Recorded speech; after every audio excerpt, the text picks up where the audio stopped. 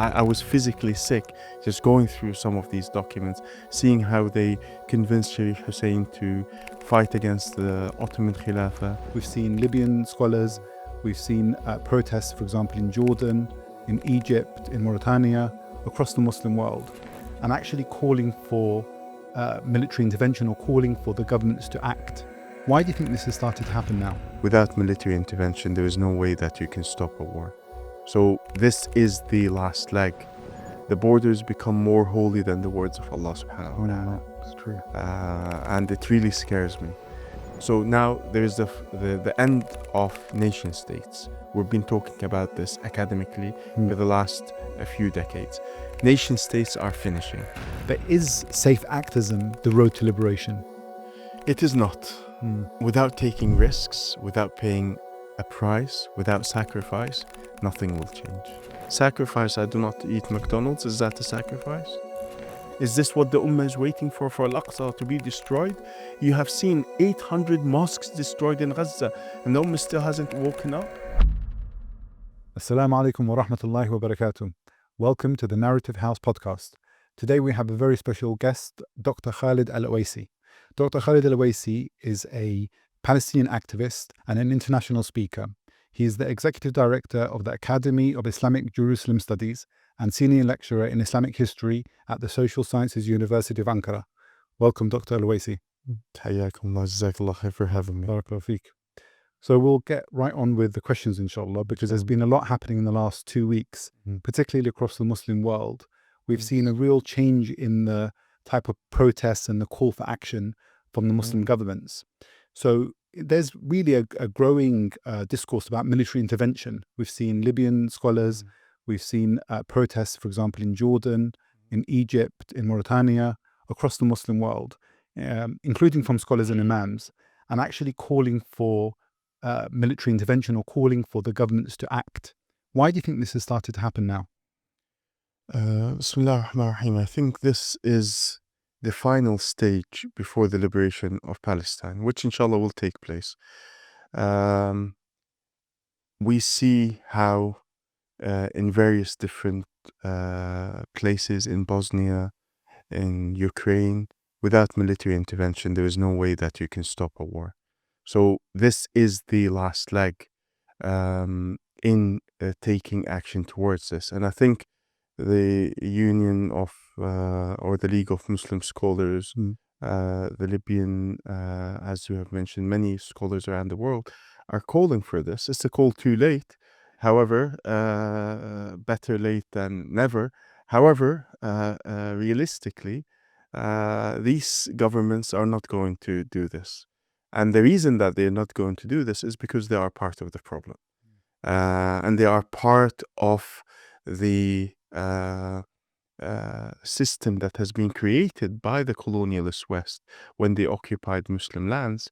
And it is very difficult for them to get outside this box that has been drawn for them. So they're really stuck within these boundaries that have been made up for them. Therefore, it is a call, and that is the only way to end this genocide. Who will take heed to it, who will listen, who will apply it, is another question.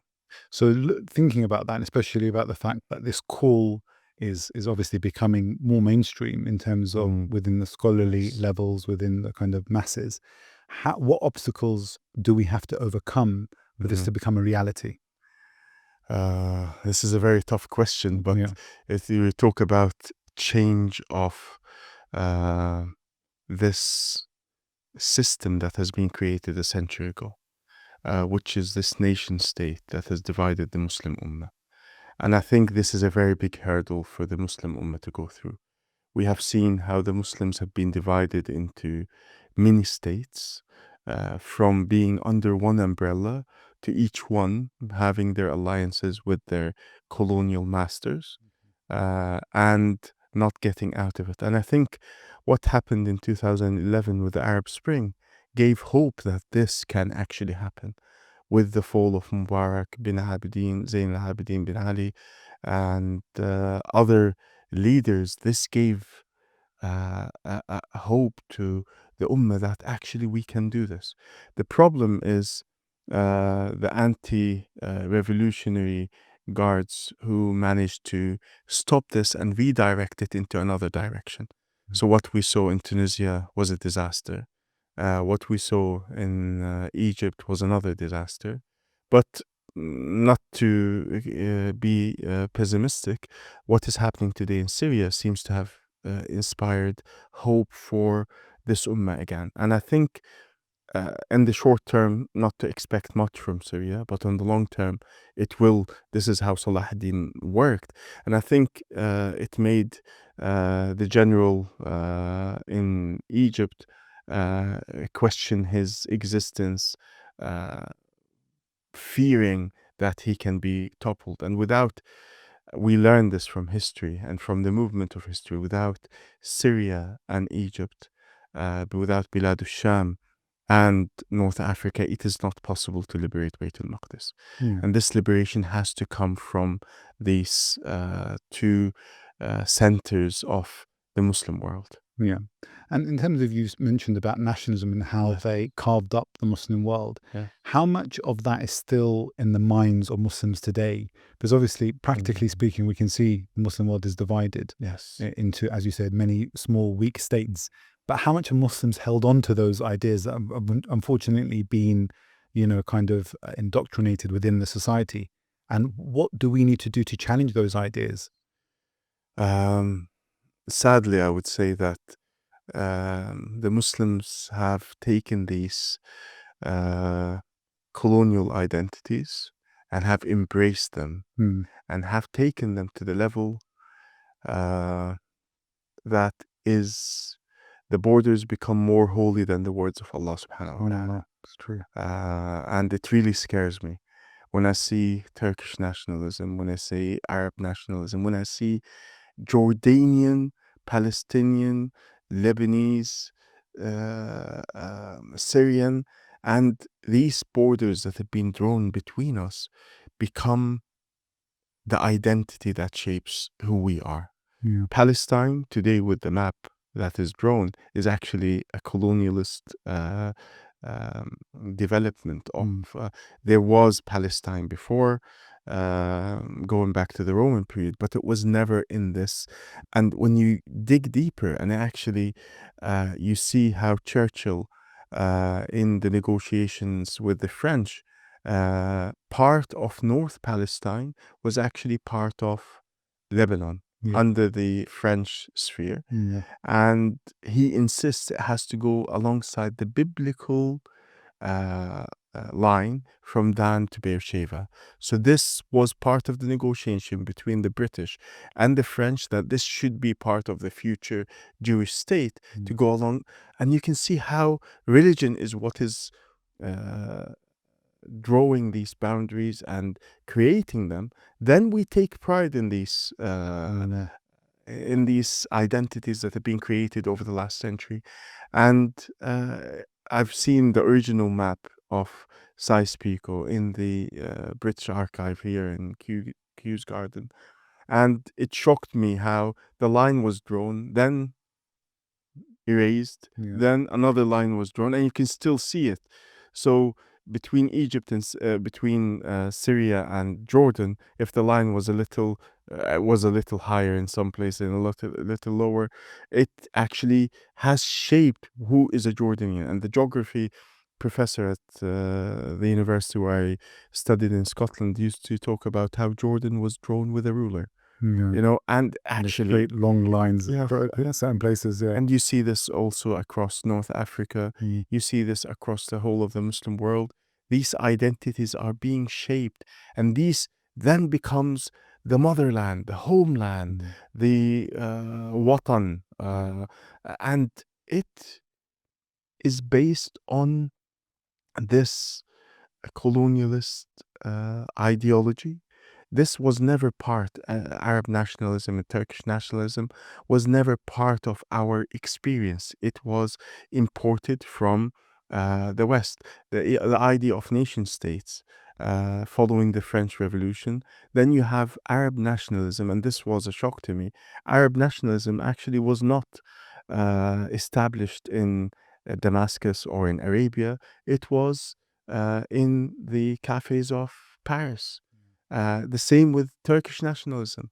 So they forced these ideas upon us, and this became part of modernity and being civilized and so on. And they established these nation states and they established these nationalisms that actually took us away from what Allah has established.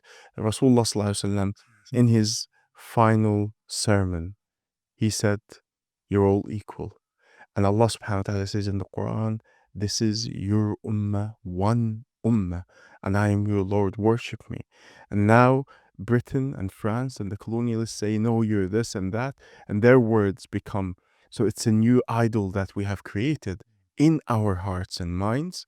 Flags, the way these flags have been drawn is another, actually it makes one question a lot of his identity today. Mark Sykes had 20 minutes to draft the flag that he sent to Sharif Hussein, and they were done in Cairo and sent off to Sharif Hussein to fight against the Ottomans, and these are your flags. And this is what makes all the Arab, they're just variations of this the same colors just being used in the slide. I mean, the best one I think is Jordan, where it's just an additional star on the Palestinian flag. Yes. But this just shows you, we're laughing about this, but this is actually how deep what we call the intellectual Nakba. And the intellectual Nakba is much worse than the Nakba of occupying the land. You figure out when your land was occupied, and that makes sense because the Zionists came, they went into 500 cities and villages and ethnically cleansed people. But actually, the Nakba of the land was not started in 1948. It started in 1917 when the British came and occupied Palestine. And we tend to skip this. The reason is because of the complicity of the Muslims in the first Nakba. So we don't call it the Nakba, the occupation of the British. We welcome them. They were our saviors. Like with the Iraq War, many Iraqis welcomed the Americans and the British occupying their land. So the same happened in December 1917. People saw the British as their saviors. Only a few years later to wake up from this and understand that they're coming here for another reason. And the same with Iraq. We only wake up after the death of 1 million Iraqis. So the Nakba of the occupation of the land is 1917, but the Nakba of the occupation of the mind started with this disease of nation states and nationalism that they imposed on the Muslim mind.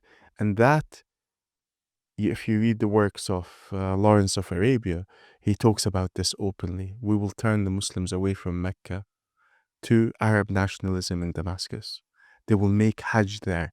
And he openly talks about this in his 7 Pillars of Wisdom in his book. And they did achieve this.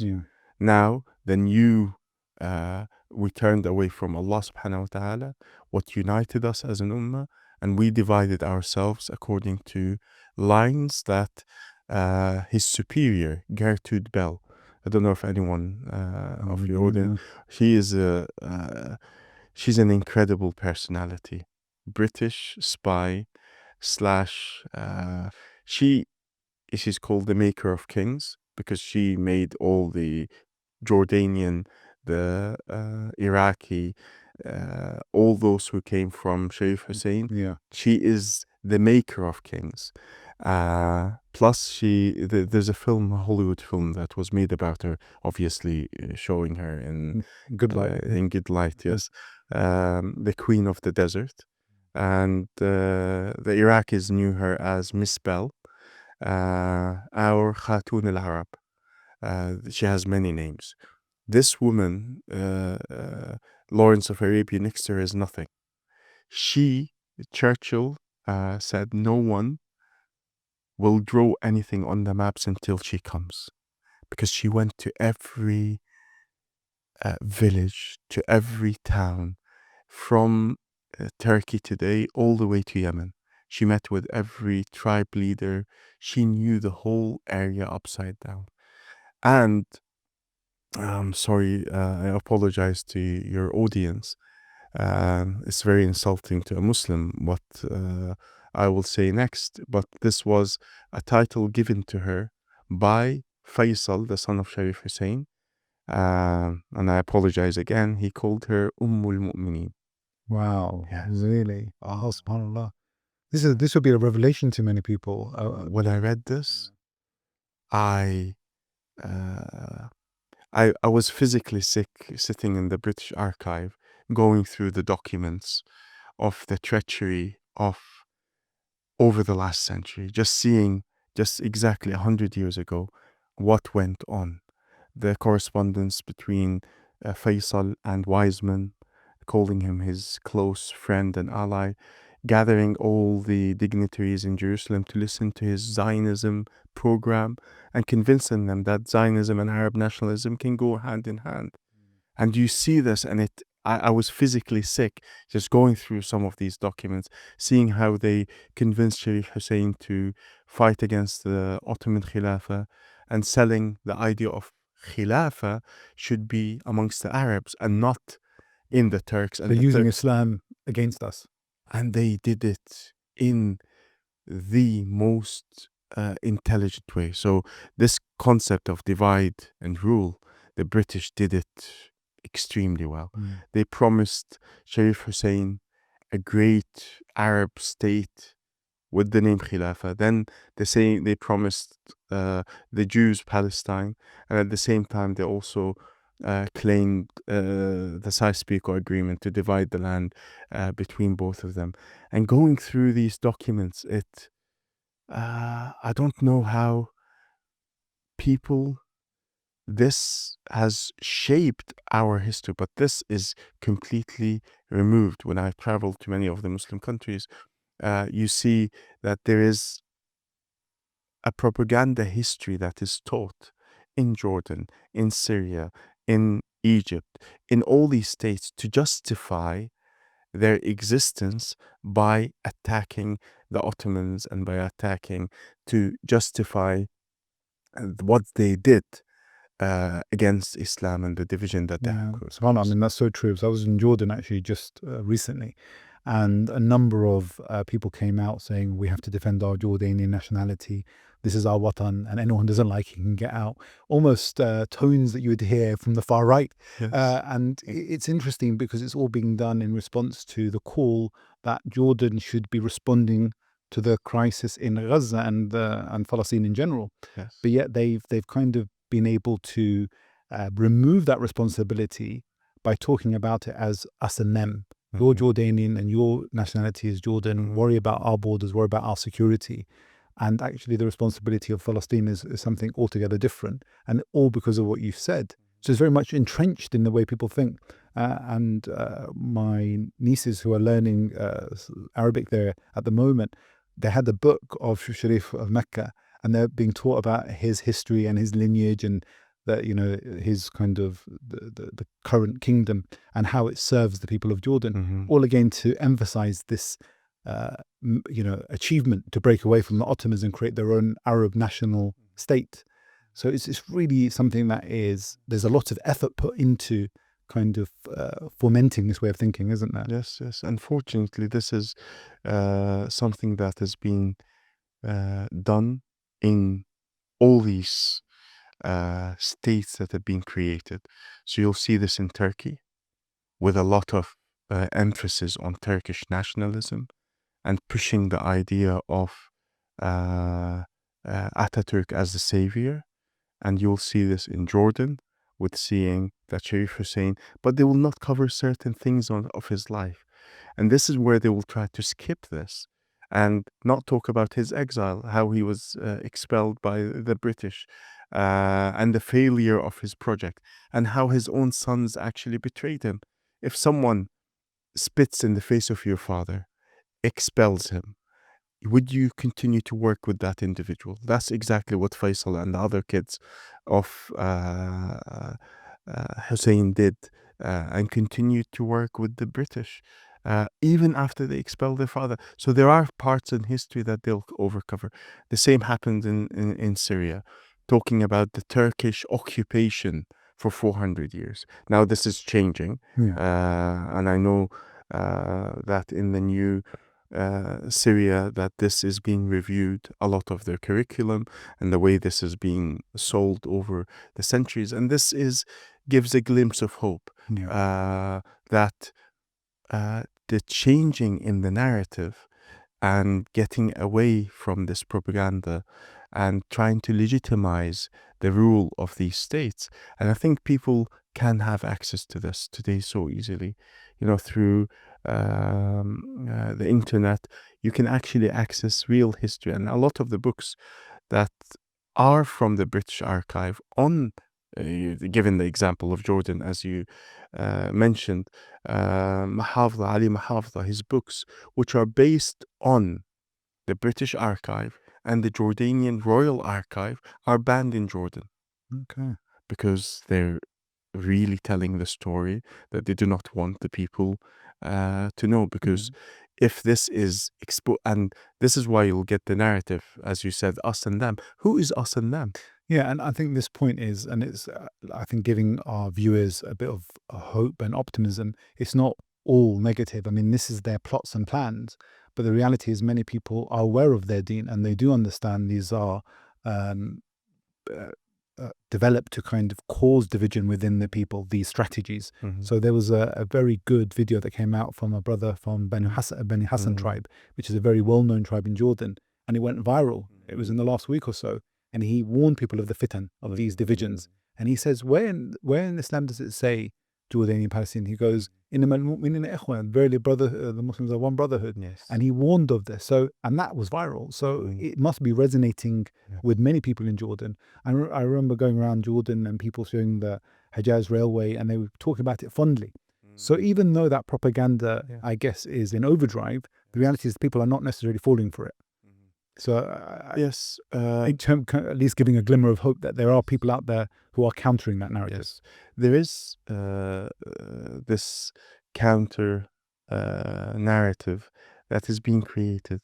But even when I have visited and spoken to even teachers, and they will tell me, we were never aware of this. And they've tried to keep it, not just in the example in Jordan and Turkey and Syria, across the whole of the Muslim world, unfortunately, and creating a narrative to create legitimacy for these states. Today, this is changing, alhamdulillah Rabbil Alameen, in a good way. So people are able to research for themselves. Yet our identities are based on these borders that have been drawn, and it's very difficult to break that. You see how many identities exist in these states.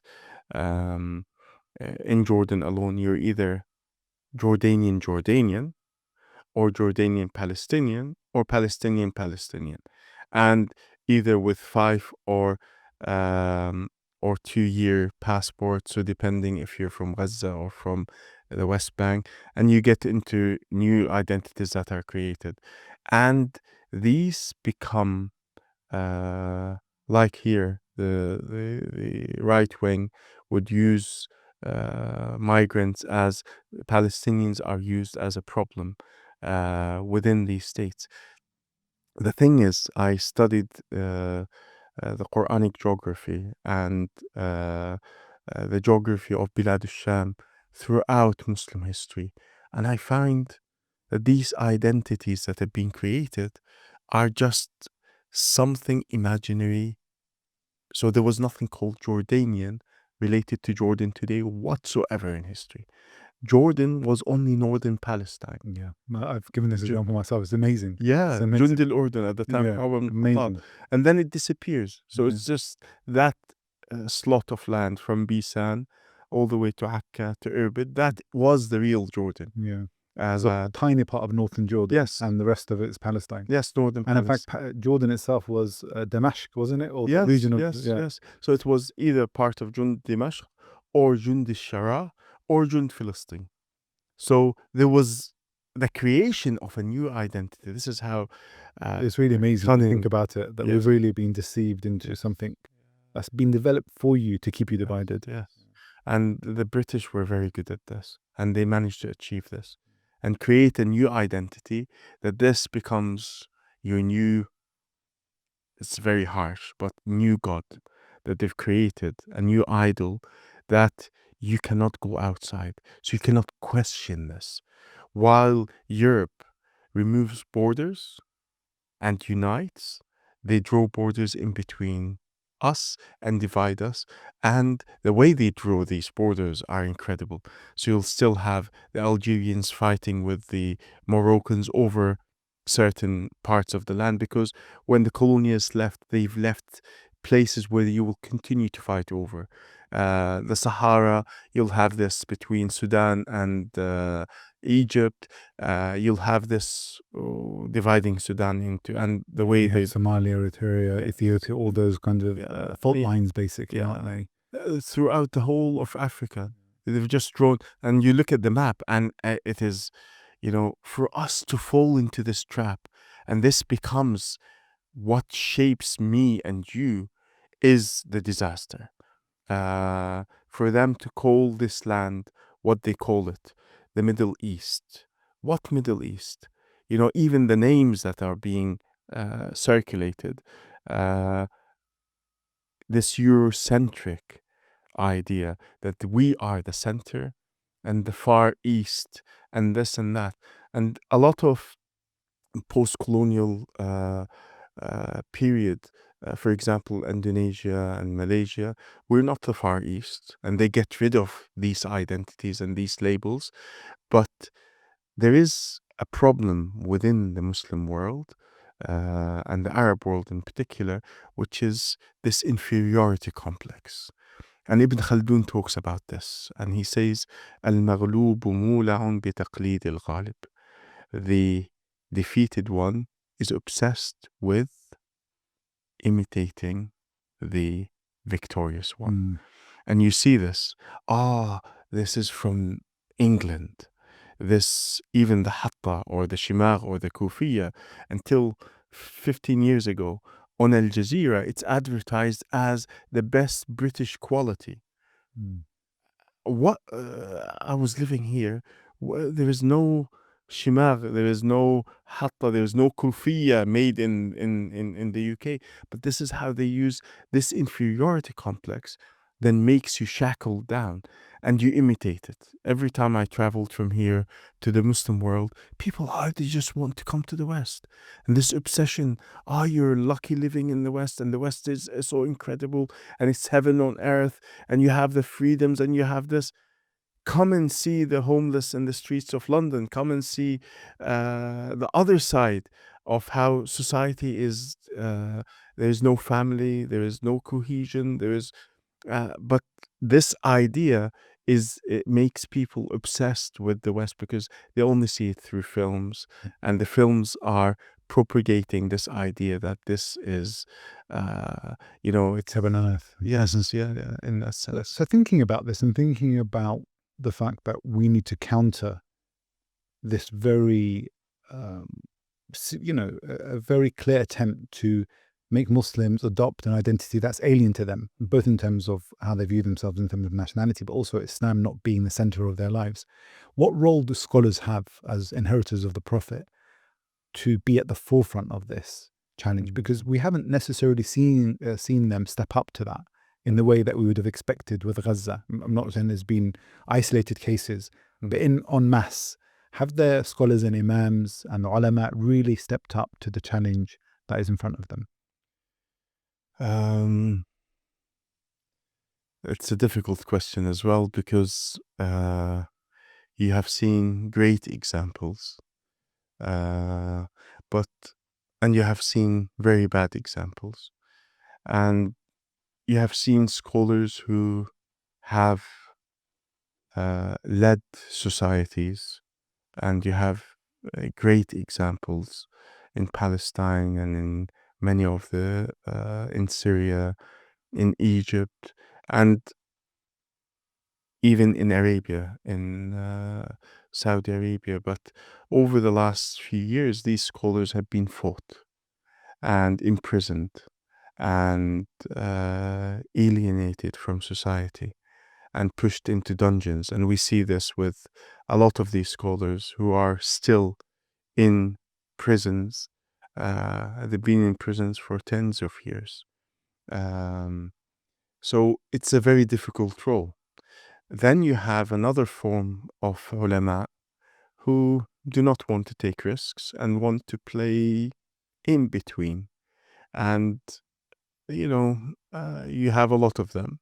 Then you have the third group of ulama who are the worst, who suck up to the oppressors and give fatwas to kill Muslims in Egypt and imprison them and so on.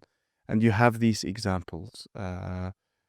So the ulama, the best example you see from history is someone like Al-Izz ibn Abd salam in the Mamluk period, just as the Ayyubid period was ending.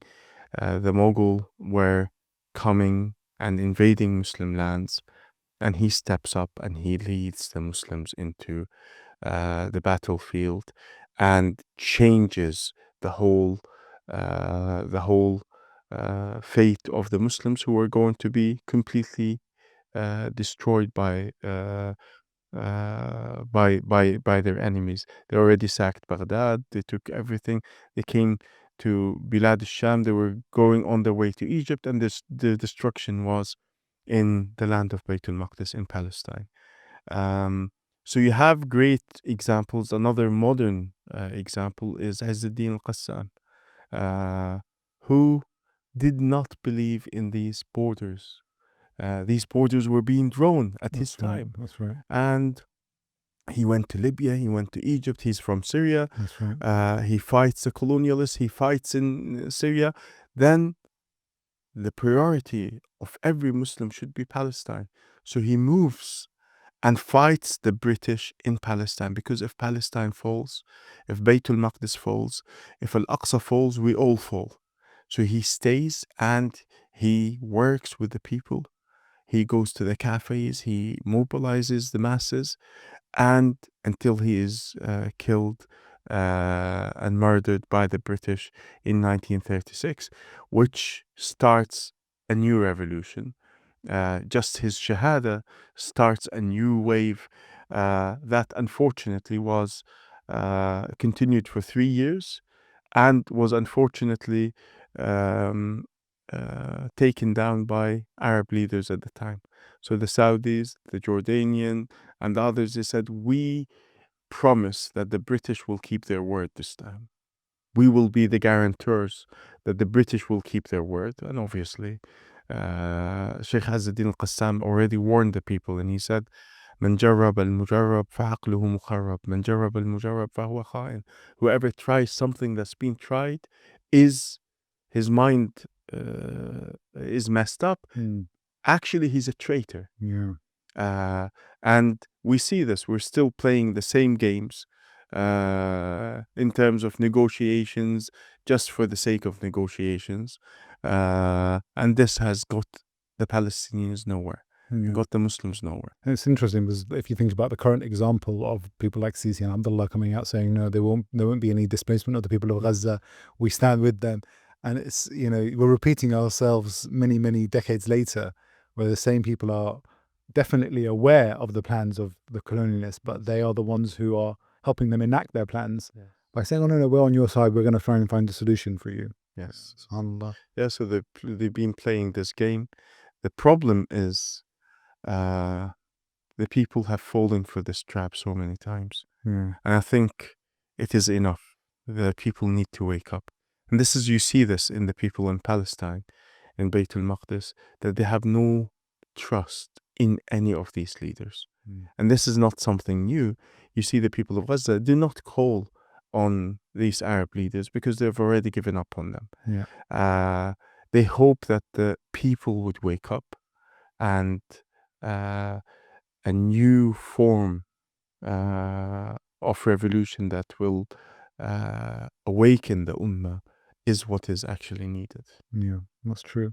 And going on to that and talking about how activism should be done, you were asked a question in a talk that you gave recently, and someone phrased the question quite interestingly. They said that we need to be safe about the activism that we do, and they really wanted to make sure it was acceptable to the country they're living in or to the society and the expectations around you.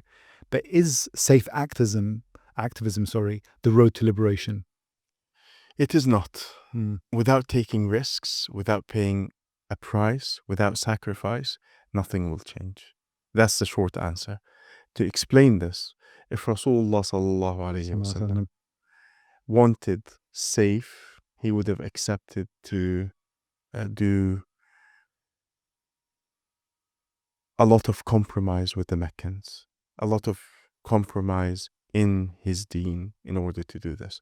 However, Rasulullah sallallahu alaihi wasallam has a beautiful saying, "Ahlu Mecca adra b'sha'abiha." The people of Mecca know its alleyways better, which means every place has certain conditions which you need to play by the rules in these places. But sometimes you don't need to play up to the system. You need to challenge the system. And this is what we had this discussion about calculated risks. And while people are dying, while blood is being spilled, and we're talking about, well, if I say this, I might lose my job. Well, Allah bless her, Ibtihal Abu Saud made a great example of this. The reason why we want to have calculated risks is the following, is because of this disease we have in our heart, which is called wahan. And Rasulullah talked about it 1400 years ago, which is love of dunya and fear of death. And our iman teaches us theoretically and practically to believe in predestiny and qadar, khayruhu wa sharruh. And we know that for a fact, our rizq no one will increase or decrease, and our life no one will increase and decrease. And that's what gave the Sahaba bravery to take risks. Like Khalid ibn Walid, he would take risks beyond actually. You have examples amongst the Sahaba. Khalid was one of them who would take risks, and it borders with madness. But you have someone like Umar ibn Khattab who wants to take risks, but not to put Muslims at. That's right, yeah. So when they would go to the Futuhat, don't go too far until you have secured your back. So you have to take the right strategy in moving forward, but without taking risks and sacrifice. Never, even on a personal level. You want to study, you want to succeed. If you don't study hard, if you don't take time out, if you don't spend the time preparing, and Allah says, "What I do and prepare." The problem is, since the Ummah has had its head decapitated 101 years ago, we do not have a direction. And each of these nation states wants to take its people in a particular direction. And there is nothing that will bring the Ummah together and say this is the direction we need to move towards. And this, I think, what makes the idea of a headless chicken, that you don't know where you're moving and what direction you're heading to. And this what gives the Ummah doesn't know what to do in eastern Turkestan, or in Kashmir, or in Yemen, or in Sudan, or in Syria, or in Palestine. We're really messed up. And this division only increases this.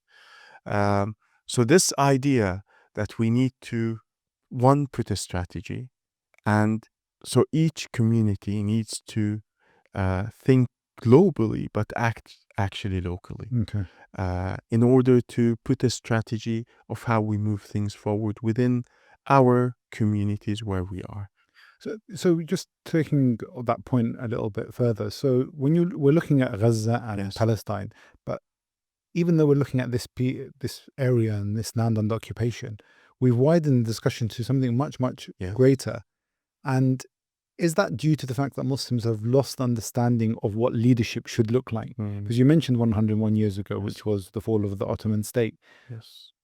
Have people lost the understanding of how critical this is as part of their faith?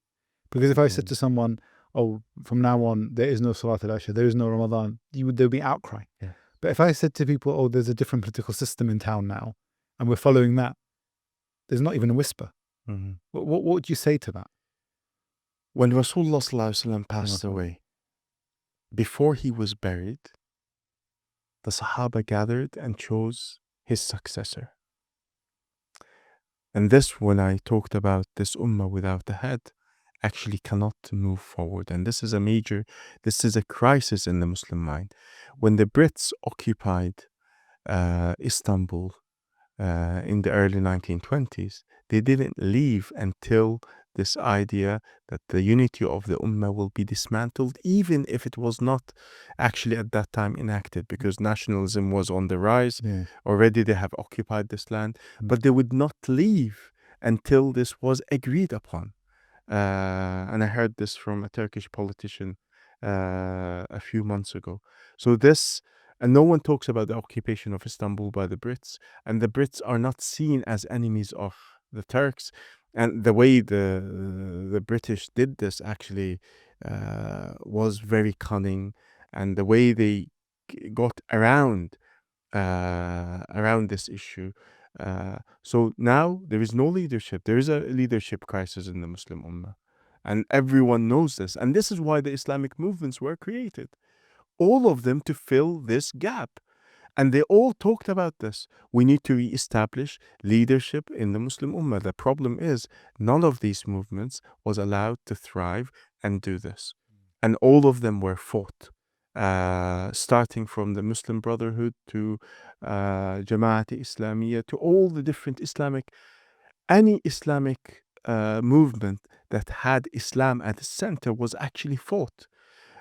From the east to the west, and you see it even today with the idea of Islamist and the idea of banning Islamic movements within Europe, where you're meant to have freedom of expression and you can say what you want, but you cannot have certain Islamic ideologies because they are a problem.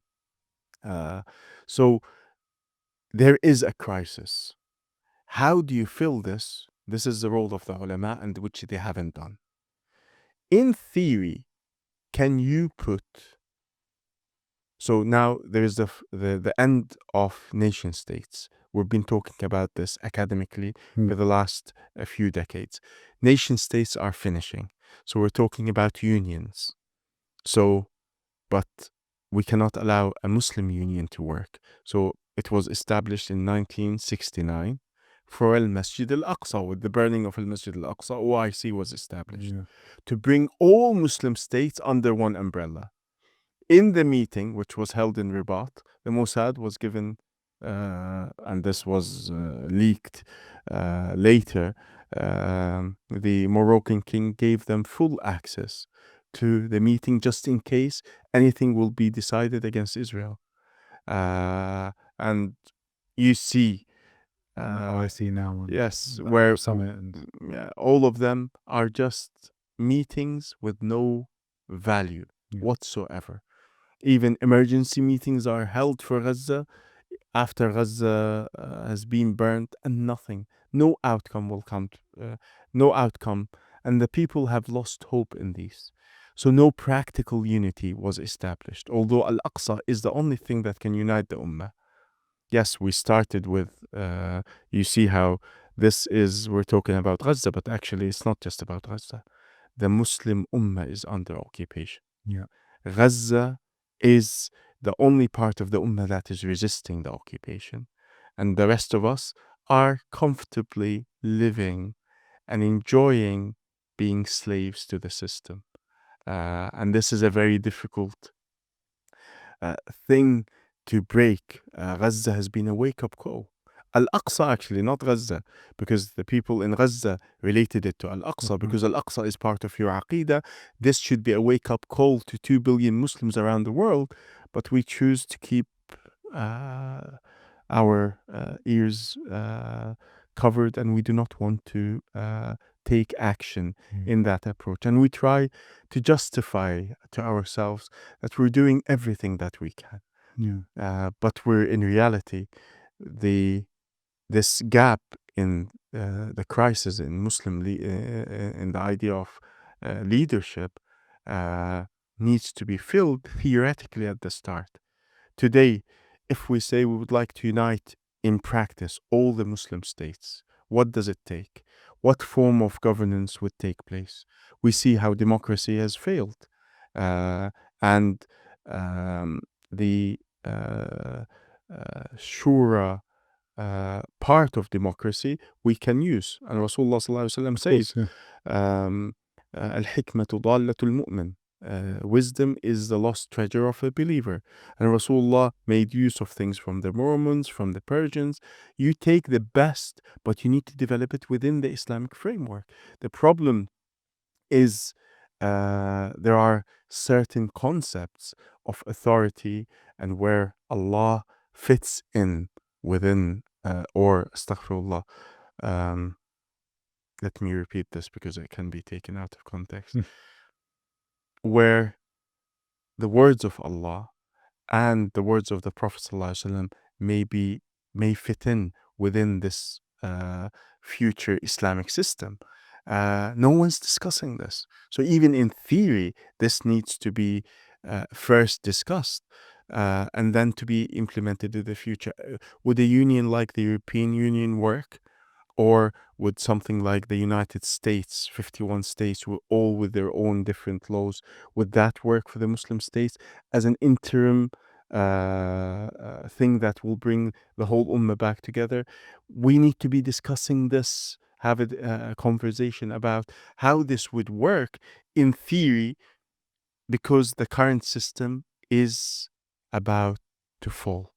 I think you're absolutely right. It definitely feels like it's on its way out. I mean, even all the slogans of democracy and freedom and women's rights and children's rights have gone. Human I mean, rights. they've totally been exposed. But in terms of looking for an Islamic solution, do you think there is a danger that many people are looking at other models, despite the fact that we were left a very clear model that worked for the Muslim Ummah for centuries, despite its issues, despite its, kind of limitations in sometimes the way it was implemented or mistakes in implementation. But there was a system that ran pretty much from the time of Abu Bakr Siddiq radiallahu anhu all the way through to the Ottoman period, different kind of leaders and different dynasties, but ultimately that model continued.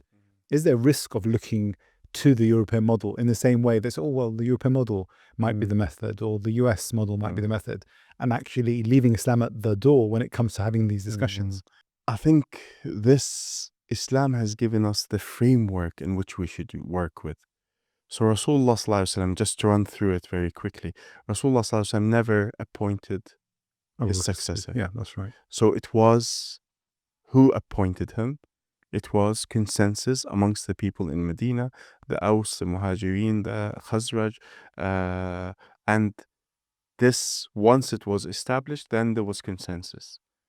Then Abu Bakr chose Umar after consulting with women, men, with the people, to see until he got some sort of consensus, with the condition that Umar would soften his approach. And he said, I'm sure Umar would do that. Umar was a harsh man. When he becomes Khalifa, he's crying because a woman didn't find sufficient fruit for her son or her child. So Umar ibn Khattab was a harsh man. When he becomes Khalifa, he is softened up. Then Umar takes a new approach. And all of it, we see Shura running through this. Umar says, choose out of these 6, because Rasulullah, when he died, he was pleased with them. Yeah. So he chooses 6. And you can see each time the application was different. The framework was the same, but the application was different. Where did it change? After Al-Hasan radiallahu an, and the appointment of Muawiyah. Muawiyah, there was consensus. Al-Hasan, the son of Ali bin Abi Talib, may Allah be pleased with all of them, hands it over to Muawiyah on the condition that the Ummah will choose. Muawiyah does something which was unacceptable because it went against this. But what he did was he reverted back to the system that worked, which is from father to son. And this works in the tribes. He said it is very difficult to get consensus from the whole of the Ummah over one person. Today, this is possible. Today, it's easier in a way. Much more easier Practical. to get from Indonesia all the way to Canada. You can could argue unity is easier now than it was then. Way easier. But at his time, it was impossible. So he reverted back to the system that already worked in so many societies. So that was a misapplication of the process of the bay'ah of the Khulafa. Yes. But it was still one unified leader and that presented all the Muslims. Yes, and it was accepted by the Muslims. Yeah. So the Muslims initially had a problem with it. Then they understood, and I had this discussion because I had a problem with this concept of father to son. That goes against the actual core of this. But had he not done that, this is an argument of one scholar that I had this argument with. Had he not done that, then Islam would have been shattered into so many pieces, because it would have been impossible to get a consensus over anyone after the Sahaba. So you get into this difficult position, and you had different tribes and alliances, and each one would, immediately after Rasulullah passes away, the majority of the Arabs leave Islam over one thing or another. Yeah. And Abu Bakr had to put his foot down in order to establish authority. And Rasulullah ﷺ says something that makes me ponder over this. Inna Allah yaza'u bis-sultan ma la yaza'u bil-Qur'an. Allah, with the power of the Khalifa or the Sultan, he can achieve more than the words in the Qur'an. So Allah says in the Qur'an, interest is haram. Many Muslims take interest. Yeah.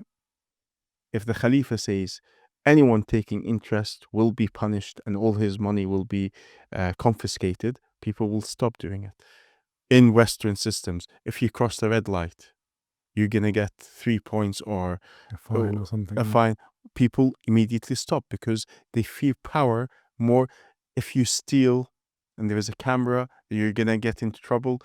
You're not doing it because you're conscious. You fear the consequences of the state. Exactly. Yeah. So this is the gist of this hadith. And you see this throughout Muslim history. You see the rise of the Umayyads, their fall, the Abbasid, their fall. And you see this all the way to the Ottomans. But it's the system that worked at their time.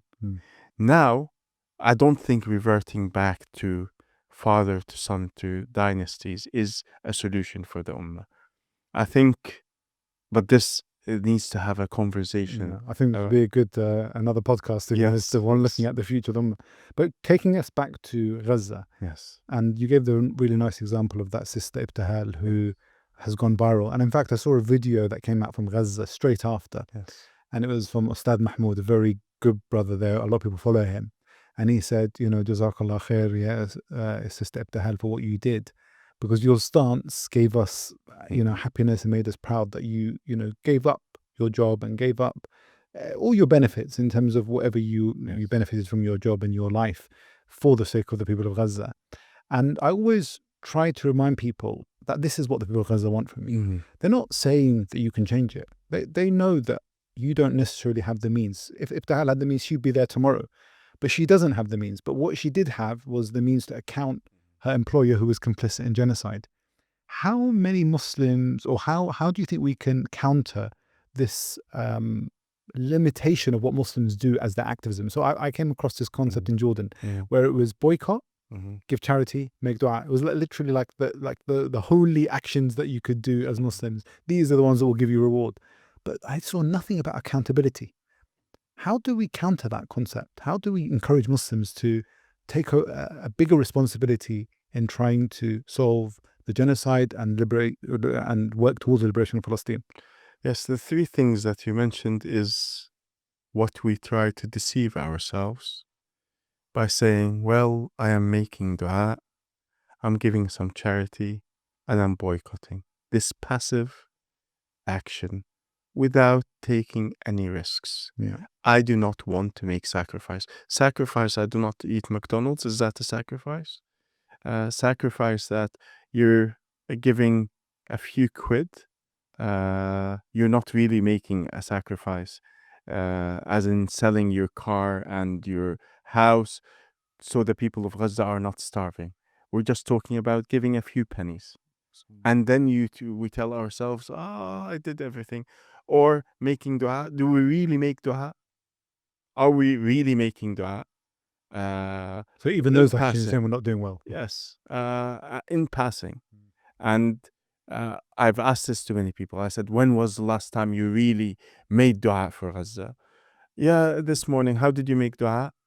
Ya Allah, help the people of Gaza.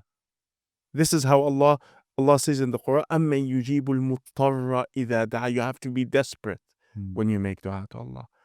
But another problem, and I heard this in 2014 from Sheikh Salah Abu Ismail, or 2012, I think it was. He's in prison in Egypt by Sisi for speaking out against his coup. So what he says, do not make dua for Gaza. I think I've seen this. And this, what do you mean don't make dua for Gaza? He says, you stand up at night, make tahajjud of 1 hour, and then you raise your hands and you cry for 5, 10 minutes, and you say, Ya Allah, help the people of Gaza, and you're really affected. Then you get this self-satisfaction that you did what you did. And you've done everything you're capable of. Make dua in the comfort of your house. Give a few pounds in charity. Do not buy certain types of good, but you have 100 other alternatives. Go to a few demonstrations and shout your throat out. So you've done your job. And that's all you'll be asked about. Actually, there's a verse in the Quran, قُولُوا مَعْذِرَةً إِلَىٰ رَبِّكُمْ. If you think, and this is what each one of us needs to ask himself, if it was your family there in Gaza, would this be sufficient? If it was Rasulullah in Sha'b Abi Talib, and you were living at that time, would you say this?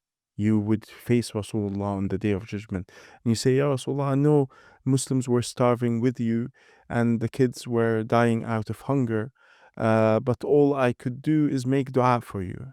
And I tried to send some money to you, and a lot of people do this. All the aid that goes to Gaza is blocked since the 2nd of Ramadan. Nothing has got through to Gaza. Yes, we're donating, we're sending, but it's not getting through. So you need to break this. You need to be able to challenge this.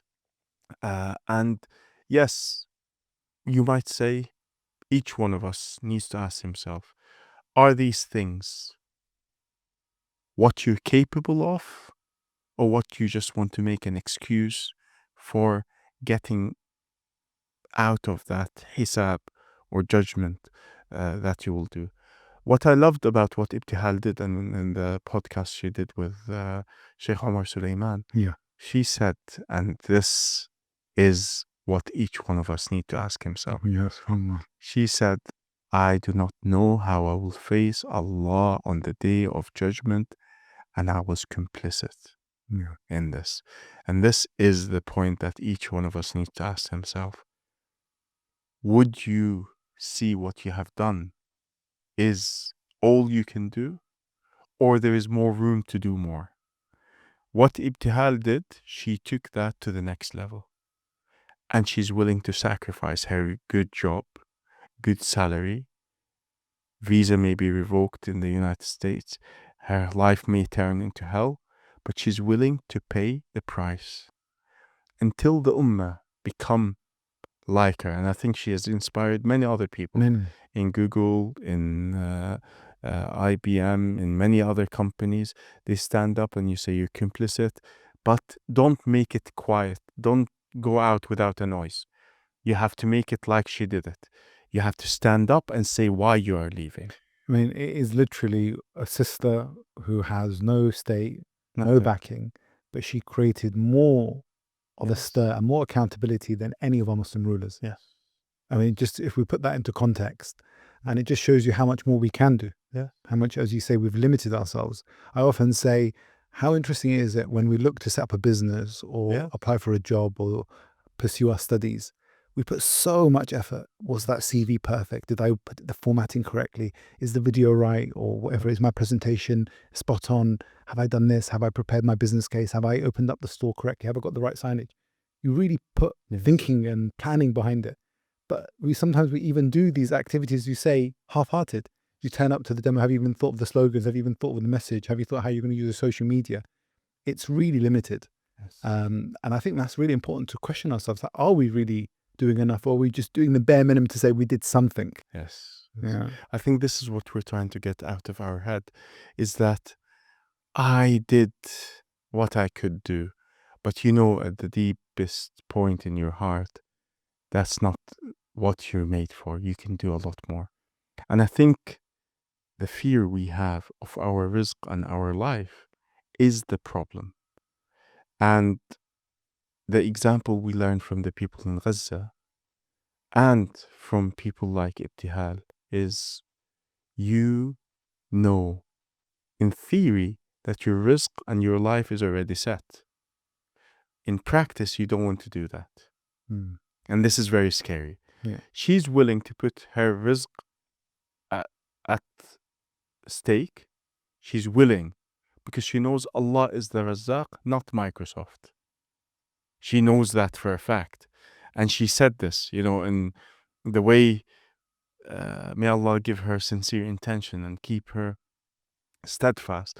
But this created this, that your rizq is not set by Microsoft, your rizq is set by Allah subhanahu wa ta'ala. And the people of Gaza have taught us that your death is only set by Allah. When I speak to my aunt in Gaza in the first weeks in this genocide, she moved from the south to the north. And I said to her, that's more dangerous. And she laughed at me and she said, Ya Khalid, Allah has already set the time of our death. Before we were even born. Why should I fear death? What a great way to meet Allah in a state of shahada. How many of us can say, and this is what gave courage to Khalid ibn al-Walid, what gave courage to the Sahaba, that even when they were on the battlefield, they didn't fear death.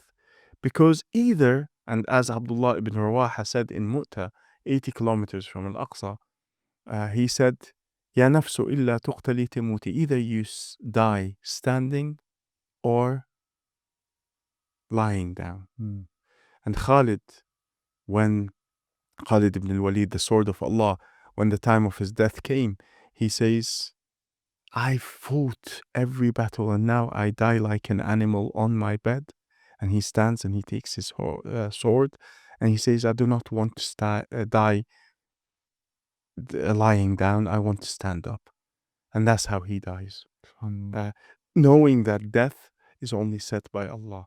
So no one will ever. And this is what Rasulullah sallallahu alaihi wasallam taught a child. And I will read this hadith. Rasulullah sallallahu alaihi wasallam says to Abdullah ibn Abbas, a young boy, he says, let me teach you a few words. Protect Allah, Allah will protect you. احفظ الله يحفظك احفظ الله تجده تجاهك وإذا سألت فاسأل الله. When you ask only of Allah. And when you seek help, seek it only from Allah. And know if the whole world was together to benefit you an inch of good, they would not benefit you if Allah has not ordained it for you. And know if the whole world had gathered to harm you a tiny bit, They would not harm you if Allah has not ordained it for you. رُفِعَتِ الْأَقْلَامُ وَجَفَّتِ الصُّحُفُ. The pens have been lifted, the ink has dried. This concept of al-imanu bil-qadar, predestiny, shows you to be brave in the eyesight of Allah and show what? I'm going to be the best version of myself. I'm going to challenge, and I'm the status quo. I'm going to challenge the system and make sure, wallahi, I don't know how we will face Allah on the Day of Judgment. In the land of Bayt al-Maqdis, when Rasulullah was asked by Maymuna, Aftina fi Bayt al-Maqdis, give us a fatwa about Bayt al-Maqdis, he says, it's the land of raising and gathering. Every human will gather in this land for the Day of Judgment. Our questioning will be in that land. We lived through a genocide that took place in that land.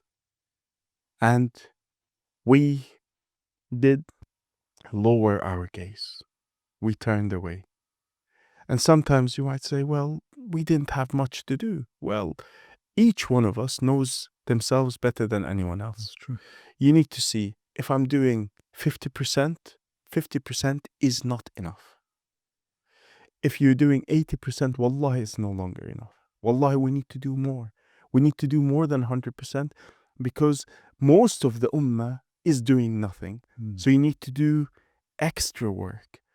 And I like this analogy I learned a few days ago, is if someone is, and imagine this cup are the people of Gaza, and the Zionists are going to throw them off the edge. They're going to throw them, and they're pushing. If there is no equal reaction from the other side, they would fall. So the very little, sometimes we belittle what we do, but as Rasulullah ﷺ has said, sometimes a penny in our modern dirham is better than 1,000 dinar, better than 100,000. Depends on what your capabilities are. So if you're doing only 10% of what you're capable of, then, as one scholar says, you're committing treason to Allah and His Messenger. If you're able to do more to stop this and you're not doing it, then you're really in a difficult position. Because your judgment will be in this land. And Al-Aqsa is not a Palestinian mosque. Al-Aqsa is not for the people of Gaza. Although they're only 80 kilometers away from Gaza, Al-Aqsa, they've never seen Al-Aqsa. 90% of the people of Gaza have never seen Al-Aqsa in their lives.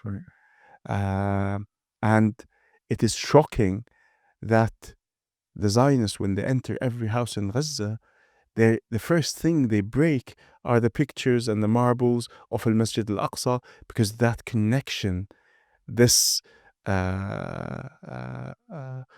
connection with Al-Masjid Al-Aqsa makes them really irritated that these people aren't fighting to live.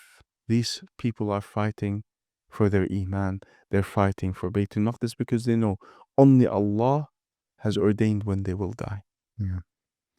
SubhanAllah, I think I just wanted to ask you one final question in relation to what you said, but really, what message would you give to the Ummah, to the youth, anyone who is able to do more for the people of Gaza who are living through this live stream genocide? It's something unknown in our history because, as I've said, there's been many genocides in history, but never has there been one that's live streamed. And I think it's a unique position we're living in where you see the massacring, the slaughtering of your brothers and sisters on a daily basis. And many non-Muslims have been moved by it to the extent that they are active in this arena. But what is your advice to Muslims who have a special link to Palestine and to the Ummah in general? Because we know that the blood of a Muslim anywhere, even if it was the Muslims of Rohingya, the Uyghur Muslims in East Turkestan and Kashmir, elsewhere, they're under occupation, under oppression. But at this moment in time where we see a genocide that is claiming the lives of hundreds and hundreds of people on a daily basis. Just 2 days ago, 3 days ago, there was a massacre of one residential tower of 50 people, and many of them women and children just massacred. And day after day, whether it's hospitals, schools, etc. It's something unheard of to watch a genocide go on for 18 months, live streamed on our phones. What advice? What can they do? What can you do to up the ante in terms of your activism to help solve this problem and to find a solution for the people of Palestine? I think this is a question that we need to unpack as an ummah together. When I see non-Muslims standing up for Palestine, going to prison, you see the American soldier burning himself. And then you have Muslims who say, all I can do is dua.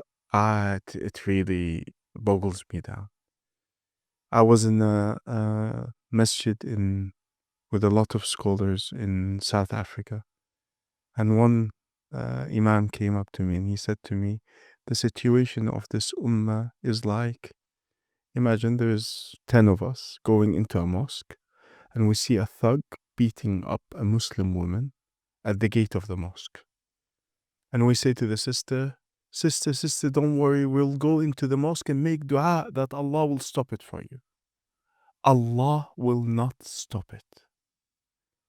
When will the ummah wake up to the lessons from the seerah of Rasulullah sallallahu alaihi wasallam? The sunnah of Allah, this is against it. Allah says in the Quran, Allah will not change your circumstances until you change what is within yourself. Allah said it clear. Allah will not liberate Palestine. You have to stand up and liberate it. You cannot liberate it without sacrifice. If it was doable, then Rasulullah ﷺ would have entered Baytul Maqdis, meant to enter the Masjid al-Aqsa without a fight. Rasulullah took connecting the Sahaba to Baytul Maqdis from day one, their Qibla. This is the second mosque on earth. This is one of 3 mosques everyone should set out to visit. And Rasulullah ﷺ prepared the community, then took political action, then military action, then on his deathbed said, send the army of Usama to Bayt al-Maqdis. Then Abu Bakr continues, then Umar picks up the fruit. We see the same with Salah ad-Din. Salah ad-Din didn't plant this. It was the ulama. Then Imad ad-Din, then Nur ad-Din, then Salah ad-Din picked the fruit. This is a process. Wallahi, Al-Aqsa will be liberated. Palestine will be liberated. This is a promise of Allah. The question is not when will it be liberated, is what your role in the liberation will be.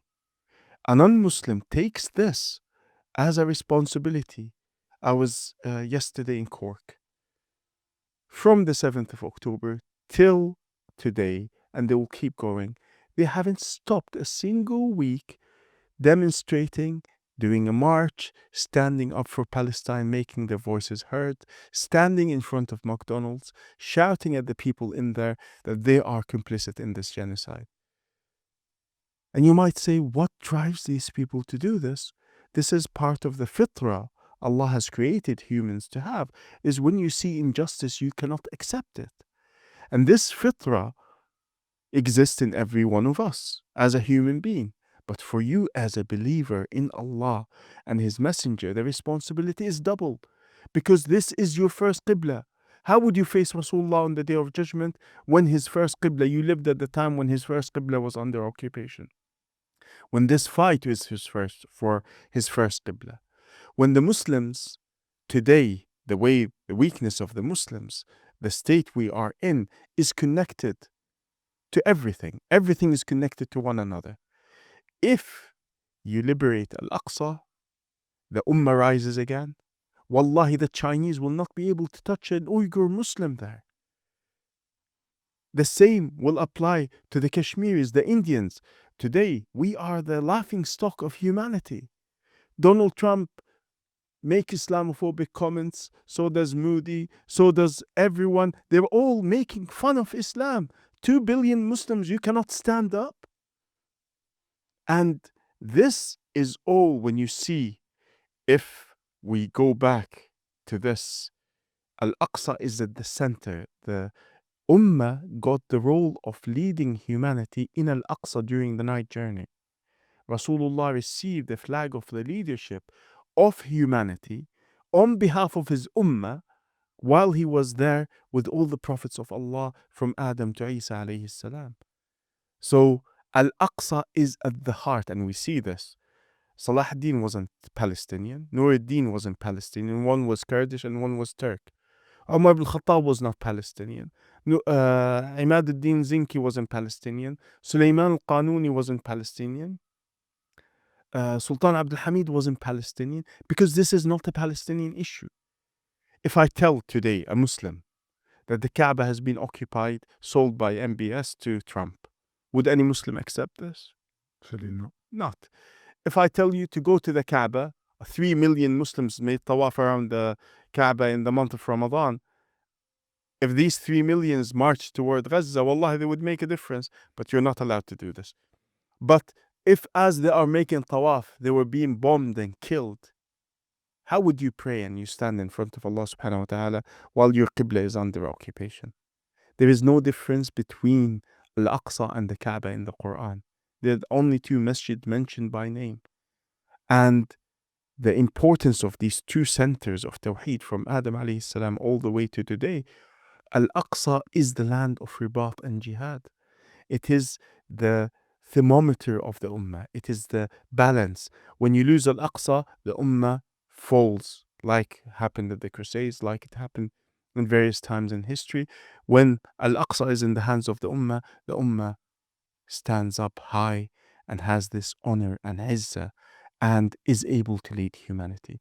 So this puts extra responsibility on every single one of us. And you need to question yourself, forget the leaders. Forget these complicit rulers who haven't even stopped the trade with these Zionists. You still have tomato, oil, fruits, vegetables, everything flowing through Muslim lands. If you just ammunition. Yes, ammunition. Forget what is coming from the West, which is completely complicit in this genocide, is part of this genocide, because Israel is a colonial Western project. It is not a Jewish idea. It was actually an idea that started here in London back in the 1800s. Even before that, in Paris with Napoleon in 1799, when he asked all the Jews to come and he will establish a land, ancient Jerusalem for them again. But then, without going into the history of this, the Brits took this on board, particularly Christian Zionists, and pushed this idea before even Jewish Zionists even existed in the world. Around a century later, they come into the picture. And this is the last stage of this in their belief, is the Jews have to be taken to Palestine, establish a state for them, Jerusalem, make it the capital. The last stage in their belief is the destruction of Al-Aqsa and the building of a Jewish temple on its site. Is this what you're waiting for? Is this what the Ummah is waiting for Al-Aqsa to be destroyed? You have seen 800 mosques destroyed in Gaza, and the Ummah still hasn't woken up. What is the Ummah waiting for? And going back to that individual, forget the collective. Forget what the others are doing, although we still need to work collectively. But ask yourself, what more can I do on this? If my government is complicit, wherever you are, you need to stop that government, because their complicity is reflected in you. If your government, if through that land you're boycotting, but your government is supplying Israel with weapons, what many here in the UK, stopping arms going to Israel, trying, you ask yourself, what are my strong qualities? What can I serve Al-Aqsa? What can I serve the Ummah? And how can I stop this genocide? Once you figure this out, you will draw your own roadmap for the liberation of Bayt al-Maqdis. And this will include within it, inshallah, dua and boycott and the others, but they are not sufficient. You need to take your own initiative. And this initiative This I heard from a girl in Gaza just yesterday. She said, "We are in this position, or we are patient." The question is, we are being tested, and alhamdulillah, wallahi, they have shown the true colors of Islam. Amazing. Their sabr, their ribat is beyond what you read about the Sahaba, you see in the people of Gaza. The question is, what risks will you take to stop this genocide? What can you do personally to make sure that it ends?